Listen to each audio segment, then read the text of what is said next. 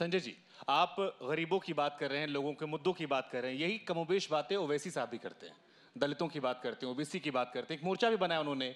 चलिए अखिलेश जी के साथ मान लीजिए बात नहीं बन पाई, कोई भी वजह रही, उन्होंने सीटों का जिक्र किया, आप मुकर रहे हैं, वो अलग बात है। लेकिन ओवैसी साहब के साथ गुंजाइश क्यों नहीं बनी? क्योंकि यही बातें वो भी कह रहे हैं और वो भी कहते हैं मैं सेकुलर हूं, आप भी कहते हैं मैं सेकुलर हूं। ओवैसी साहब का कौन सा मॉडल है देश में, जरा बताइए। वो कह रहे हैं हम गरीबों की बात कर रहे हैं, दलित मुख्यमंत्री बनाएंगे, ओबीसी आई कर रहे हैं। हम कोई बात हवा में नहीं कहते और हम कोई भारतीय जुमला पार्टी नहीं है, भारतीय झूठा पार्टी नहीं है। हमारी पार्टी का नाम है आम आदमी पार्टी। वादे से ज्यादा काम पूरा करके हमने दिल्ली में दिखाया है। आजादी के बाद पहले मुख्यमंत्री हैं केजरीवाल जी, जिन्होंने कहा 5 साल में काम किया तो वोट देना, नहीं तो वोट मत देना।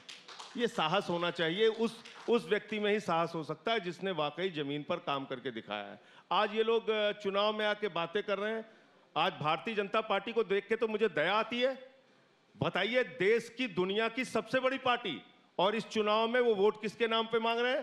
पाकिस्तान के नेता के नाम पे हिंदुस्तान का वोट मांग रहे हैं। जिन्ना जिन्ना जिन्ना जिन्ना कर रहे हैं। अरे गन्ना गन्ना करो ना, आपको किसान हाथ पकड़ के उन खेतों में लेके जाएगा जहां पे उसने अपना गन्ना जलाया है। चुनाव में गन्ना की बात करो, मुद्दों की बात करो। 5 साल में कल अमित शाह साहब कह रहे थे 36,000 करोड़ कर्ज माफ किया, नहीं है।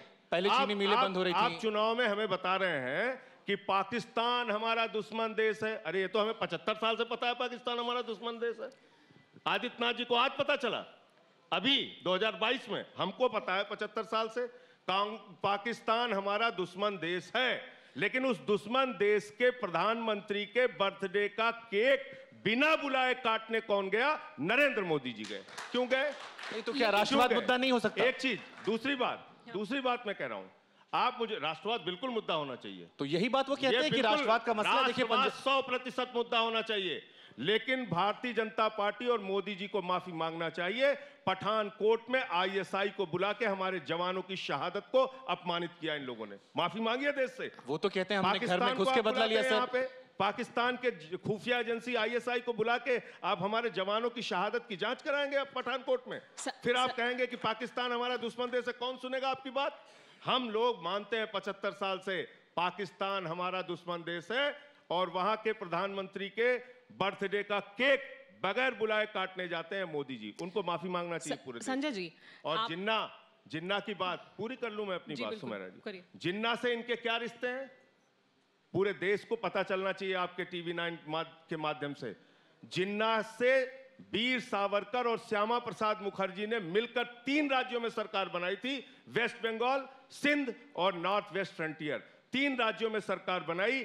जिन्ना से सबसे गहरी दोस्ती उस विचारधारा की रही जिससे भारतीय जनता पार्टी पैदा हुई। आडवाणी जी गए थे जिन्ना के कब्र पे मत्था टेकने। जसवंत सिंह जी ने लिखा जिन्ना को धर्मनिरपेक्ष। हम तो कह रहे हैं, आपके चैनल पे बैठ के कह रहे हैं, जिन्ना देश का विभाजनकारी था, देश का टुकड़ा करने वाला था। उसको कोई भारतीय अपना नहीं मानता। तो आपकी लड़ाई किससे? समाजवादी पार्टी से या बीजेपी से? आज सत्ता में बीजेपी है, बीजेपी से लड़ाई लड़ रहे हैं। 21 मुकदमे लिखवा चुका हूं। आप लोग पूछते हैं क्या किया आपने? 21 मुकदमे लिखे हैं मेरे ऊपर।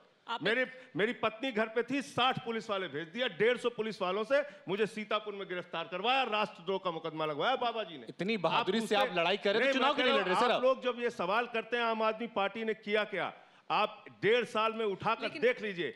एक एक मुद्दे को उठाने का काम, लड़ने का काम, संघर्ष करने का काम, मुकदमे लिखवाने का काम हम उस वक्त कर रहे थे जब लोग अपने बिलों में घुसे हुए थे। कोरोना धर्म नहीं देखता, जात नहीं देखता, अमीर गरीब ऊंच नीच नहीं देखता। कोरोना सिर्फ मौका देखता है, लेकिन आप उसे मौका मत दीजिए।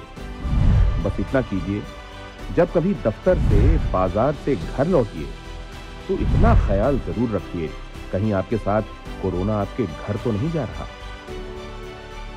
भूलिए मत, कोरोना अभी जिंदा है।